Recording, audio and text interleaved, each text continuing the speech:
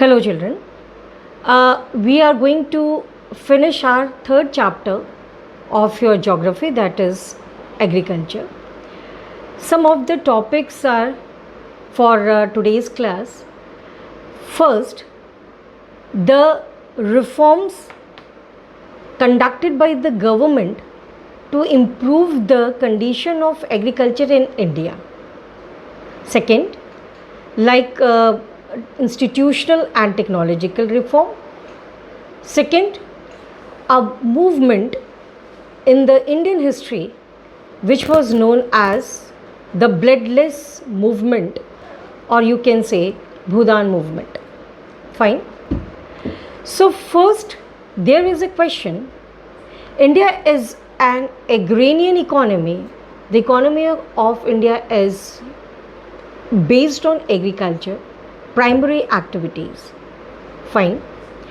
But still, the conditions of Indian farmers, or you can say the agriculture scenario, is not satisfied.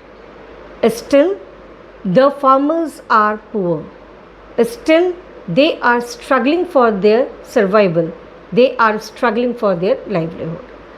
So, first of all, we are going to state with the factors behind the cause of you can say the decline of agriculture in India.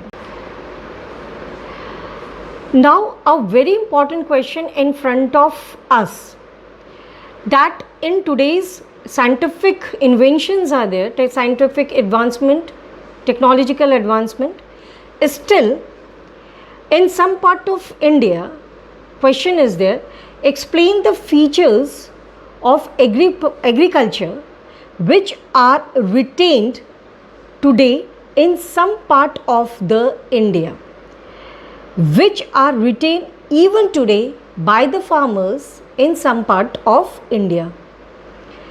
Question is, again I am explaining that we have to mention the points of agriculture factors or agriculture methods which are retained in India by the farmers.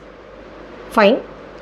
The very important point we are discussing on this question, first, still the farmers are having their dependence on monsoonal rainfall for the productivity of their crops. They are still depend on the monsoon. But आज भी भारत के कई हिस्सों में जो कृषि है उसकी पद्धति पुराने तरीक़ों से ही चल रही है, और लोग जो हैं अपनी सिंचाई के लिए वो आज वर्षा यानी कि जो मॉनसून है उस पे डिपेंड हैं. Second important is their subsistence. They are growing whatsoever the crop, they are mostly to sustain their life only. वो जो भी उगा रहे हैं वो अपने they are sustainable in their nature, only for the sustenance of their life, only for the livelihood. Fine. Commercial cropping आज भी कई हिस्सों में उसको इंक्लूड नहीं किया जा रहा है, या फार्मर्स के दिमाग में ये बात नहीं है कि हम उन क्रॉप्स को पैदा करें या उसकी पैदावार बढ़ाएं जो उनको प्रॉफिट या लाभ दे सकें. आज भी वो उन पौधों का इस्तेमाल करते हैं या उन क्रॉप्स का इस्तेमाल कर रहे हैं जो कि आपके घरों को अनाज उपलब्ध कराने के साथ साथ 1 से 2 साल तक वो अपने अनाजों को गोदाम में भर सकें. सिर्फ ये एक मुद्दा अभी है. Second, the third important one is they use the traditional method of the farming. Traditional method of the farming में आज भी वही डिगिंग हो, जो कुदाल से या फिर आप कहें फावड़ा से, या हम ये कहें कि आज भी कई फार्मर्स वो ट्रैक्टर्स यूज़ नहीं कर रहे हैं, वो थ्रेशर यूज़ नहीं कर रहे हैं. आज भी वही पुराने तरीके से कृषि की पद्धति को अपना रहे हैं. This is the very you can say the method which are retained in Indian farmers, by the farmers, Indian farmers. The poor farmers are having the small size of land. जो farmers हैं, they are having a very small size of land because their motive is to fulfill their livelihood. Their motive is to fulfill or they can feed their family members. That's it. If I am talking about, they are using the less number of fertilizers, the chemical, they are depend less on the fertilizers. They are depend less on the technological advancement of the agriculture. Lackness of mechanization in agriculture is quite an important challenge in front of the farmers today. बिल्कुल सही. जैसे मैंने पहले भी आपको points बताए कि उसमें जितने भी फार्मर्स हैं वो आज भी पुराने तरीक़ों से इस्तेमाल करें, चाहे उनके औज़ारों की, एग्रीकल्चर टूल्स की बात करें या हम मैन्योर की बात करें या फिर रिगेन ऑफ फर्टिलिटी की बात करें, तो still they are using the traditional method, traditional activity. So scientific activity is still not including in the agriculture method conducted by the farmers. And the very important one is that they emphasize on the production of the food crops rather than those crops which they utilized for agriculture industries. Fine, industries, it means agro based industries. आज ये उन crops को उगा रहे हैं जिससे उनकी livelihood या उनकी सर्वाइवल को सपोर्ट मिल सके. लेकिन अगर यहीं पे वो कमर्शियल फार्मिंग करते हैं तो they can generate more and more benefit and they can you can से इन्हांस देयर लाइवलीहुड और वो अपने लिविंग स्टैंडर्ड्स को और ज़्यादा बढ़ा सकते हैं. इसके वजह से जो आज का अन्नदाता है या हम कहें फार्मर्स हैं, still who are poor, they can improve their conditions. So these all are the points which are related with the features of the agriculture which are even practiced by the farmers of India, and they are practiced in some of the parts of the country like Bihar, the eastern UP is there, the Odisha is there. So all these are the states which are practicing their old method of the agriculture. Students, the second question is, why do we need to raise the agriculture productivity in our country? This is a very important question. Why do need to raise our productivity, or you can say raise agriculture productivity in our country? There are some points over there. First, to achieve the self-sufficiency in terms of food grain. Children, after independence, Indians you can say काफ़ी दिनों तक Indians were depend on the foreigners, or you can say foreign countries, for the survival of their you can say for the survival of their life, especially on food grains. They imported food grains in India after independence क्योंकि हालात इतने अच्छे नहीं थे और उन्होंने काफ़ी वर्षों तक भारत ने बाहरी देशों से अपने फूड ग्रेन को आयात कराया था. तो अपने आप को आत्मनिर्भर बनाना, खासकर खाद्यान्नों में, ये भारत के गवर्नमेंट यानी कि उस वक्त की भारत की सरकार की सबसे बड़ी प्राथमिकता थी. That India should become independent in or self-sufficient in terms of the food grains. Fine, children. The second important is their reduced dependence on the foreigners or foreign market and to feed our increasing population. Day by day at that time the Indian population were increasing at that time. Problem कहाँ raise हुई? Problem raise हुई इतनी बड़ी population को feed कराना, इतनी बड़ी population को खाना देना सिर्फ किसी पर्टिकुलर सीज़न के लिए या ईयर नहीं, but they wanted to store the food grain also. So to feed the population of a country, the large number of people are growing, the population growth is increasing, was increasing at that time. So ये सारे जो problems थे, उन problems को overcome करने के लिए government के पास एक सबसे इम्पॉर्टेंट इशू था, that they have to raise the productivity. Fine.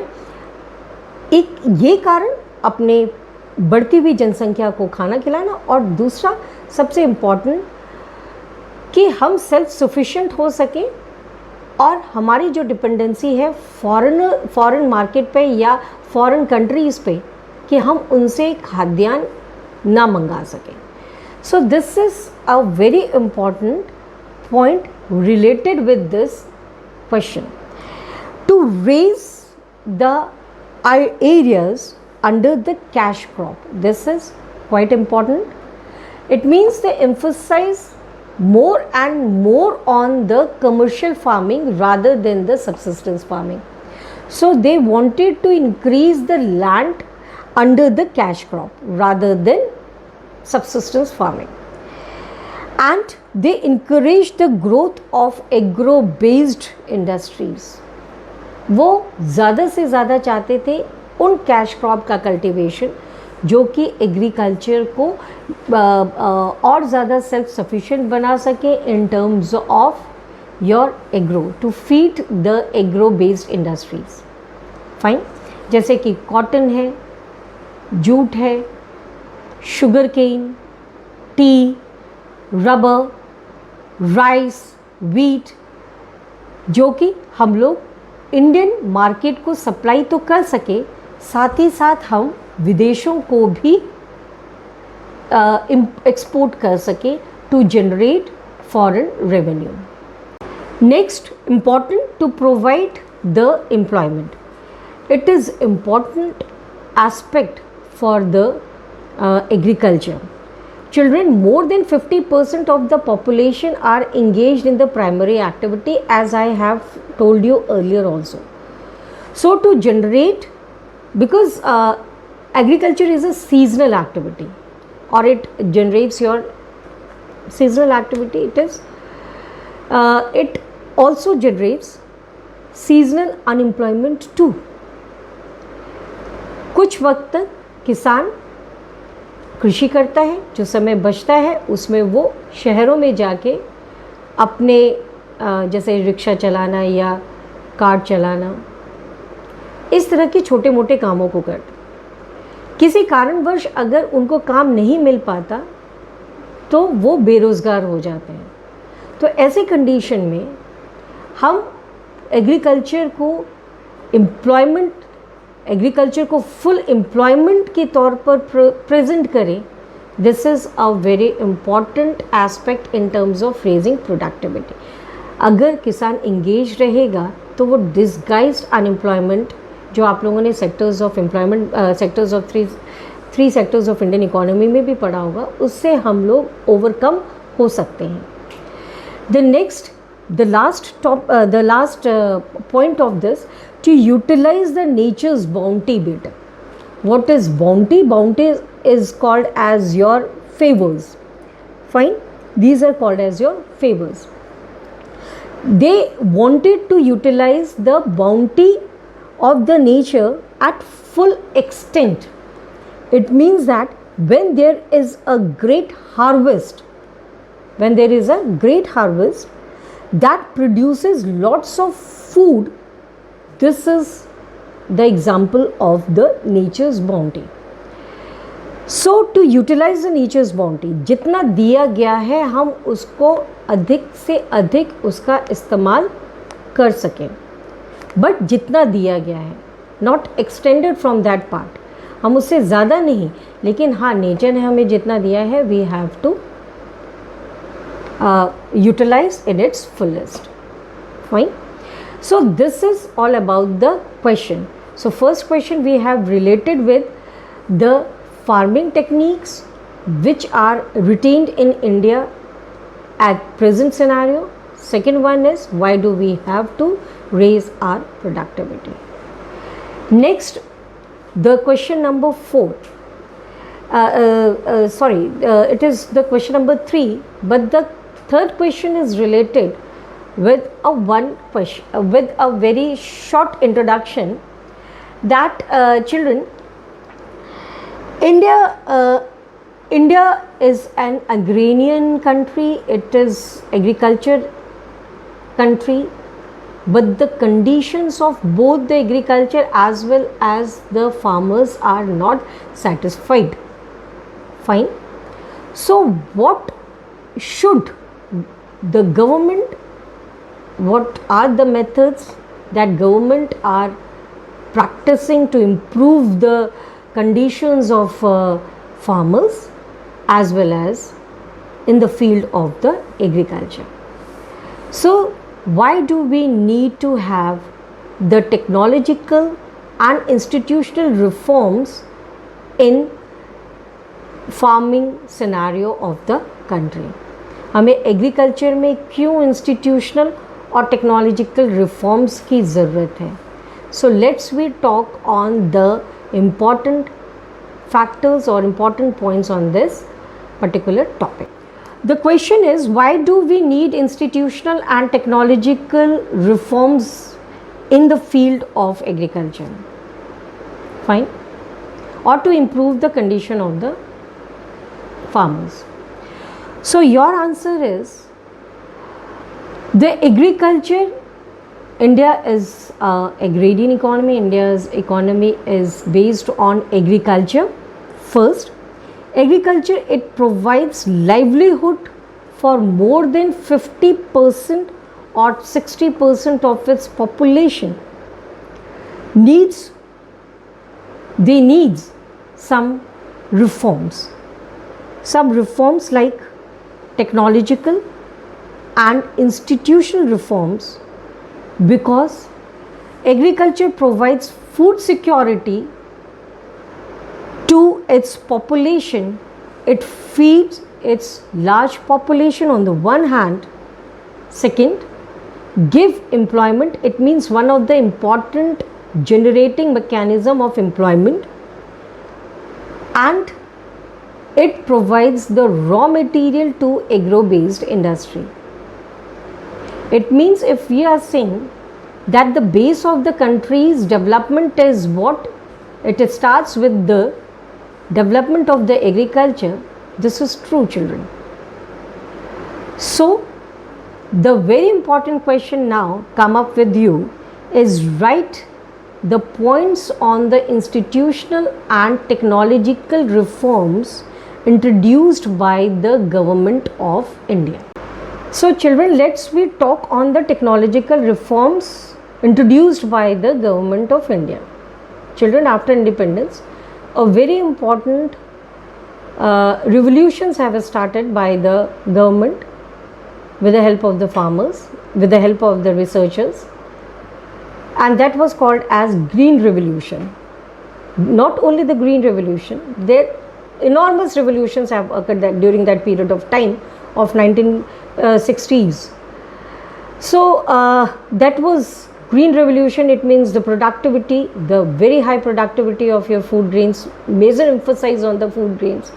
Then comes to your White Revolution, then comes to Yellow Revolution, Blue Revolution, you can say Golden Revolution, like that. Collectively these revolutions are induced in Indian primary sector just to make India as a self-sufficient in terms of its agriculture. So ये सबसे important technological input था from the side of the government. So पहला अगर हम point बात करते हैं तो that was called as the introduction of the mechanization, यानी machine tools in agriculture practices, use of modern technology techniques in agriculture scenario in present time. ये बहुत ज़रूरी है एग्रीकल्चर मेथड्स को ज़्यादा से ज़्यादा साइंटिफिक बनाना. Second, mechanisation of agriculture tools. Agriculture tools को हमें पुराने पद्धति से ना लेकर जो करंट सिनेरियो है ऑफ एग्रीकल्चर, उसके तहत हमें ज़्यादा से ज़्यादा हम मशीनीकरण कर सकें किसका, दैट इज़ एग्रीकल्चर टूल्स का, mechanisation of the agriculture tools. Fine, first point हम लोगों ने क्या पढ़ा, introduction of technology in the agriculture. Second, mechanization of the agriculture tools. The third one is called as the utilization of the seeds which are high yield variety of seeds, that is HYB seeds. Then chemical use of chemical fertilizers, pesticides, weedicides should be used, fine, at a regular interval of time. Then comes to proper irrigation system. It means that farmers are not merely depend on the rainfall, monsoonal rainfall for their agriculture, or you can say for their irrigation system, but they have to introduce the wells, they have to make the canal system, they have to make proper you can say proper irrigation system for enhancing the agriculture productivity. So this is all about the technological reforms conducted by the government of India. Now we are dealing with the institutional reforms, children. Institutional reforms means the laws which are, or the methods initiated by the government of India.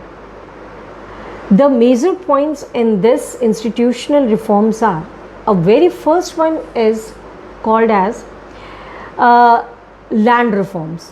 In that land reforms, after independence, zamindari pratha, you can say zamindari system was abolished, then land stealing was introduced, then you can say the consolidation of land holdings are introduced. These all are the methods conducted by the government to ensure that the farmer should now become the owner of the land.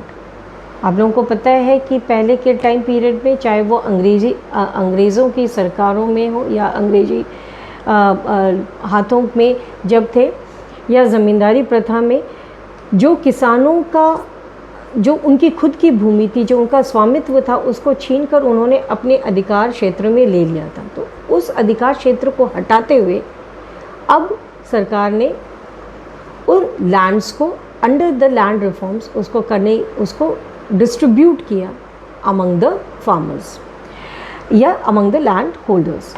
The second important one is benefits of farmers. Government has introduced various schemes like introduction of Kisan credit card, personal accidents insurance scheme, the crop insurance scheme. These are the schemes that are initiated during the period of natural calamities, if it occurs like flood, drought. जब हमारे बाढ़ आती है, सूखा पड़ता है, या earthquake है, या महामारी है, उस टाइम पीरियड में जो भी फसलों का नुकसान होता है, उस नुकसान की भरपाई कौन करता है? सरकार. तो इस तरह के कई स्कीम्स को इंट्रोड्यूस किया from the side of the government. The subsidy on the powers, fertilisers, pesticides and seeds are initiated by the government. They put the subsidies over there. Establishment of banks, not the commercial bank, children, Grameen Bank. Grameen Bank, cooperative banks, some private agencies are there which provides the loans to the farmers at a very you can say at a very low interest. Fine. क्योंकि farmers को credit वर्दी नहीं माना जाता है. भारत के commercial banks उनको नहीं मानते. तो अगर कमर्शियल बैंक सिर्फ बड़े बिजनेस क्लास को या बड़े कॉरपोरेट्स हाउसेस को ही देंगे, तो जो हमारे किसान हैं वो अपने प्रोडक्टिविटी को या अपने फार्मिंग, अपने क्रॉप की प्रोडक्टिविटी को कैसे बढ़ाते हैं? तो वो छोटे से छोटे, जो आप लोगों को पता होगा कि एक्सप्लॉयटेशंस था, किसान डिप ट्रैप में पड़ जाता था, वो कर्ज के जंजाल में पड़ जाता था, लैंडलॉर्ड साहूकारों से उसको लेना पड़ता था। इन सब एक्सप्लॉयटेशन को ओवरकम करने के लिए सरकार ने ग्रामीण बैंक जैसे संस्थाओं की उन्होंने उसको स्थापित करने की कोशिश की है।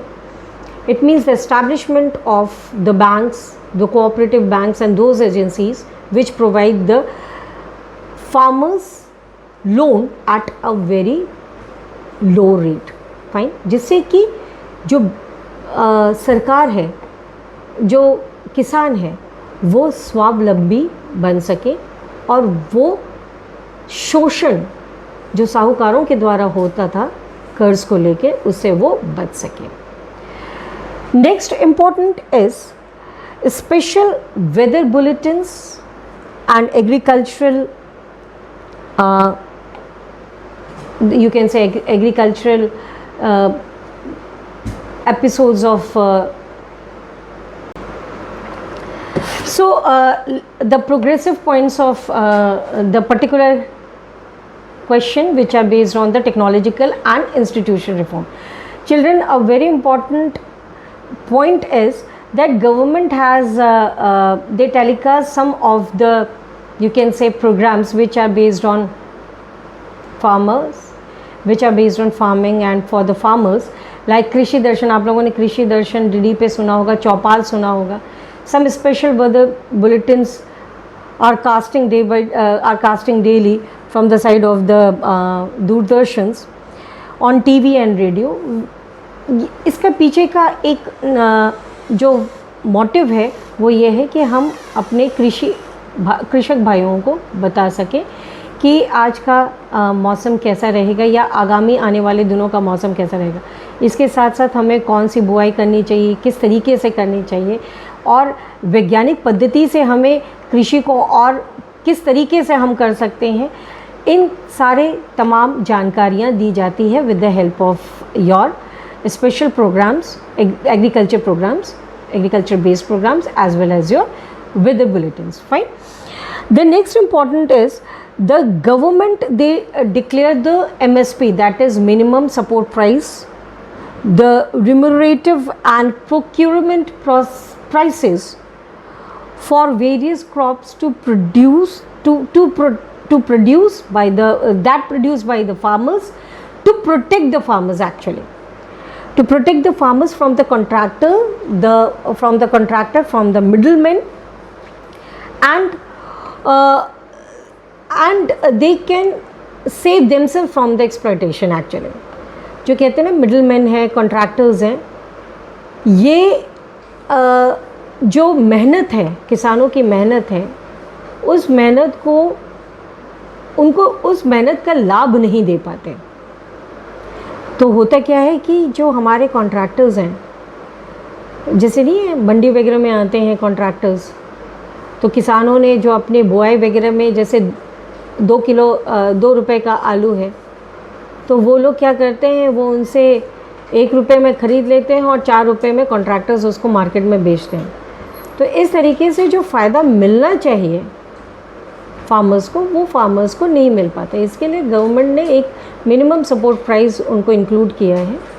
और भी टाइम टू टाइम आप लोगों ने देखा होगा न्यूज़पेपर में गेहूं के दाम, चने के दाम, आपके चावल का दाम, इस तरीके से हर दिन या हर हफ्ते वो अपने दामों को पब्लिश कराते हैं मार्केट में और साथ ही साथ न्यूज़पेपर में, अखबारों में, जिससे कि किसानों को पता चल सके कि जो करेक्ट रेट है, जो करेक्ट रेट गवर्नमेंट के द्वारा लगाया जा रहा है वो क्या है।